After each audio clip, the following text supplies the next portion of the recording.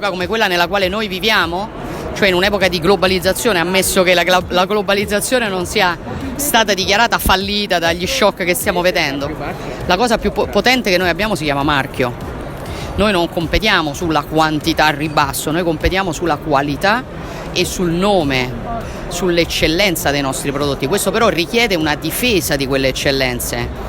Significa ovviamente che una parte del lavoro la deve fare lo Stato nazionale, significa anche rispedire al mittente tentativi di aggressioni da parte delle istituzioni europee, perché quando si dice che l'Europa prende in considerazione l'ipotesi di riconoscere il Prošek, non è solo un'aggressione al vino più venduto nel mondo e più imitato al mondo, e quindi uno dei tanti simboli del cosiddetto Italian sounding, vuol dire anche devastare tutto il principio delle denominazioni di origine, che è la fine per un sistema che invece sulla denominazione d'origine, quindi sul legame tra tradizione, territorio e eccellenza, ha costruito la forza della sua economia. Per cui noi ci siamo perché capiamo dove l'Italia deve andare economicamente per questi produttori, e poi ovviamente liberare queste imprese già in sofferenza dai troppi vincoli che oggi rendono un imprenditore un eroe moderno. Non è normale avere una nazione che invece di fare sistema con te ti combatte. Nelle altre nazioni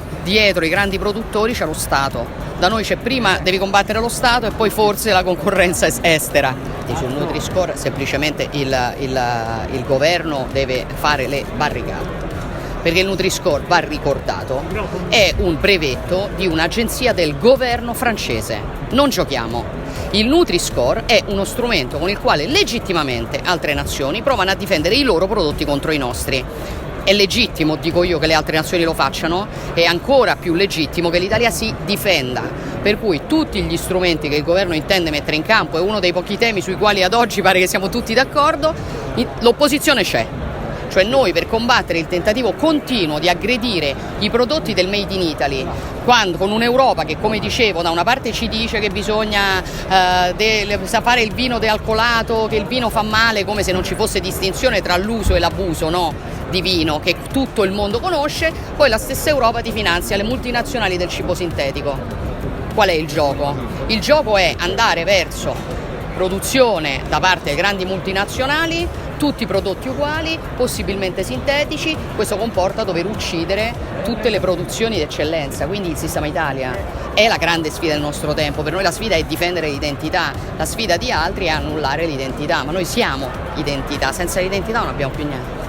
Diciamo, non mi pare che l'Europa sia attualmente messa benissimo, e il risultato dei partiti che sono al governo in Europa nelle elezioni francesi, forse invece di questi anatemi, qualcuno se li dovrebbe porre.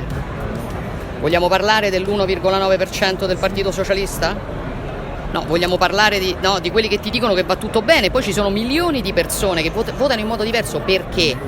Perché chiedono risposte che l'attuale mainstream non è in grado di dare. Questo è un tema. Il fatto di bollare sempre chi prova a fare delle critiche come un impresentabile, non dico solo dei politici, ma delle milioni, decine di milioni di persone che li votano, è ridicolo ed è cinico, perché guardi, la Le Pen durante il primo turno è stata coccolata dalla stampa mainstream in funzione anti-Zammour, perché era più funzionale al ballottaggio contro Macron. Da ieri sera che sta al ballottaggio è tornata ad essere il mostro. Ma veramente crediamo ancora a tutte queste idiozie? Io non voglio dire, non ci sono rappresentanti del Partito dei Conservatori Europei in questo ballottaggio, no, però io posso parlare per me. Io critico questa costruzione europea, propongo un'Europa confederale piuttosto che un'Europa federale, e ti dicono sei nemico dell'Europa. No, forse sono io che non sono nemico dell'Europa, perché per me l'Europa dovrebbe essere un gigante politico e un nano burocratico. Invece noi oggi abbiamo un gigante burocratico e un nano politico, l'abbiamo visto anche nelle vicende ucraine.